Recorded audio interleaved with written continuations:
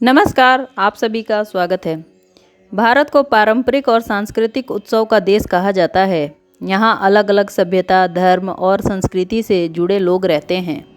इसी कारण यहाँ सालों भर विभिन्न तरह के त्यौहार मनाए जाते हैं।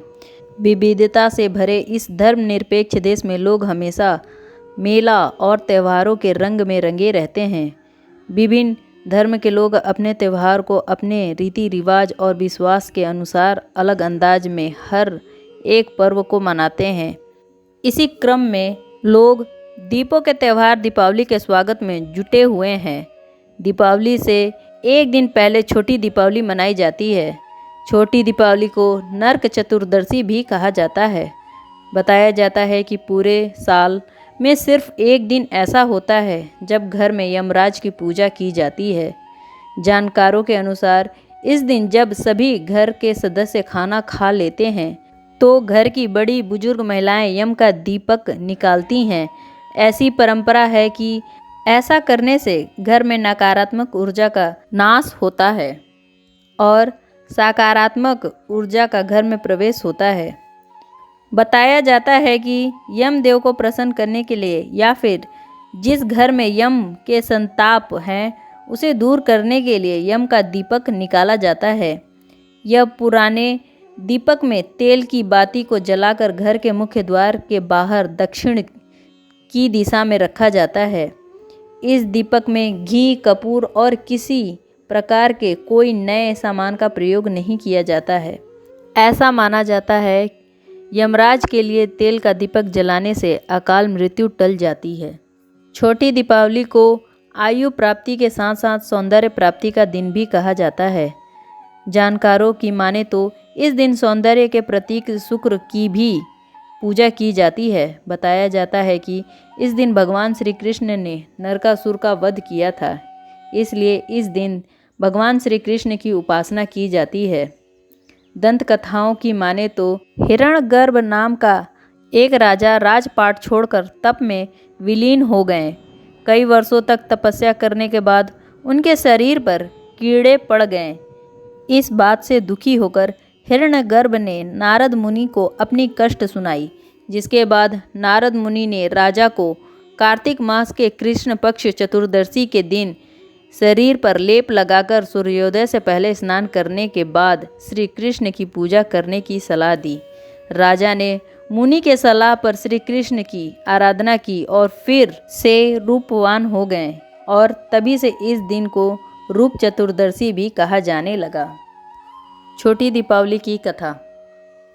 मान्यता है कि श्री कृष्ण अपने 8 पत्नियों के साथ सुखपूर्वक द्वारिका में रहते थे। एक दिन स्वर्ग लोक के राजा देवराज इंद्र ने आकर उनसे प्रार्थना की, हे कृष्ण, प्रयाग ज्योतिषपुर के दैत्य नरकासुर के आतंक से देवतागण त्राही त्राही कर रहे हैं।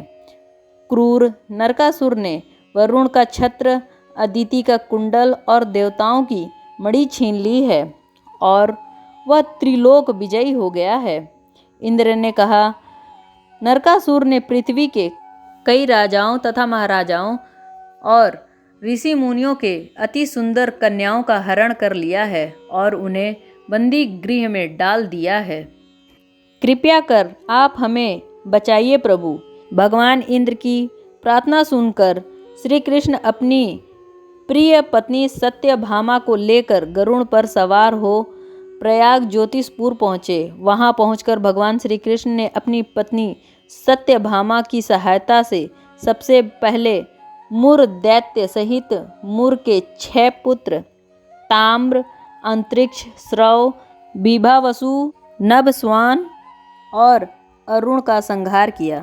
मुर दैत्य के वध हो जाने का समाचार सुन नरकासुर अपने सेनापति और दैत्य की सेना को लेकर युद्ध के लिए निकला।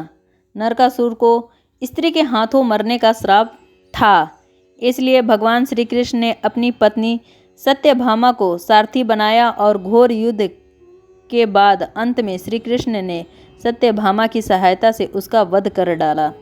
इस प्रकार नरकासुर को मारकर श्री कृष्ण ने उसके पुत्र भयदत्त को अभय दान देकर उसे प्रयाग ज्योतिष का राजा बनाया। नरकासुर के द्वारा हरण की गई 16,000 कन्याओं को श्री कृष्ण ने मुक्त करा दिया। इसलिए मनाई जाती है छोटी दीपावली। श्री कृष्ण ने कार्तिक मास के कृष्ण पक्ष के चतुर्दशी को नरकासुर का वध कर दिया था।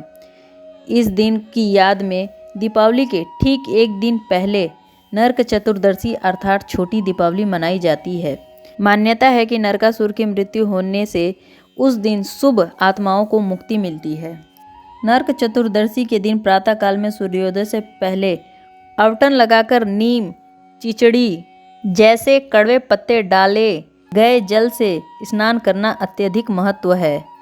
इस दिन सूर्यास्त के पश्चात लोग अपने घर के दरवाजे पर चौमुखी दिए जलाकर दक्षिण दिशा में उनका मुख करके रखते हैं और पूजा पाठ करते हैं। इसे छोटी दीपावली और काली चतुर्दशी भी कहते हैं। इस दिन हनुमान जयंती भी होती है। इस दिन शाम को हनुमान पूजा, काली पूजा और यमराज के नियमित रूप से दिए जलाए जाते हैं। ऐसी मान्यता है कि दीपक जलाने से हर तरह का भय का नाश होता है और अकाल मृत्यु नहीं होती है और मरने के बाद व्यक्ति को नर्क के दर्शन नहीं करने पड़ते हैं।